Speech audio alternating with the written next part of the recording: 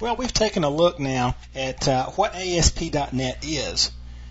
We've looked at a very simple animation about what it looks like as it operates, and then we've looked at a short history of ASP.NET and a couple of the requirements. Now, what I want to talk about now is what is ASP.NET not? Okay, kind of a weird question.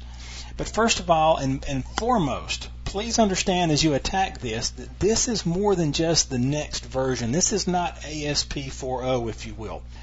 What's happening to ASP.NET or ASP is the same thing that happened to the operating systems back when Microsoft finally broke with that very stringent marriage to MS-DOS back in the mid-90s. If you remember, the Windows operating system kind of evolved from MS-DOS, and when Microsoft attempted to move into a more graphical user interface, they built their Windows system. As a matter of fact, Windows 3.1 was actually an MS-DOS application. When they broke from that, they still had a very strong foundation in MS-DOS, and Windows 95 was the big release for Microsoft where they really tried to exploit that. And they couldn't get the stability, just the feel and the structure that they wanted. And so Microsoft basically went back and totally re-architected the whole operating system, and NT was the result of that. They went back to square one, and they looked at memory management, how it was dealt with, and security and so forth. The same thing has happened with ASP.NET. Microsoft looked at the web, the way it's being used, the way clients use it, what we expect from it now, the kind of load it was putting on our web servers, security issues and so forth, and they built that into the .NET framework. And so ASP.NET is part of that .NET framework family. So this thing has been completely redesigned from square one. Now, one of the things that are most exciting about ASP.NET are the language options.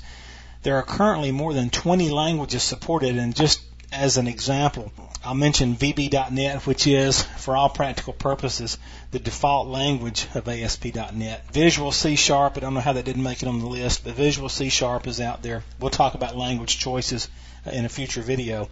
Visual C++, COBOL, Pascal, Perl, a lot of different languages. Now, the advantage here that Microsoft wanted to give developers is that whatever language you're proficient in, that you haven't lost the investment in time and knowledge in that language. You can bring that directly into .NET and use that. And when the framework compiles this down to the intermediate language level, it can take care of it. And we'll talk about that in a video on the .NET framework shortly. So you have a lot of options here. And by the way, there's going to be more languages supported in the future. Now, ASP.NET utilizes ADO.NET, and this is one of the huge advantages. This is not going to be a course on ADO.NET. Believe me, there's enough information there for a whole nother course.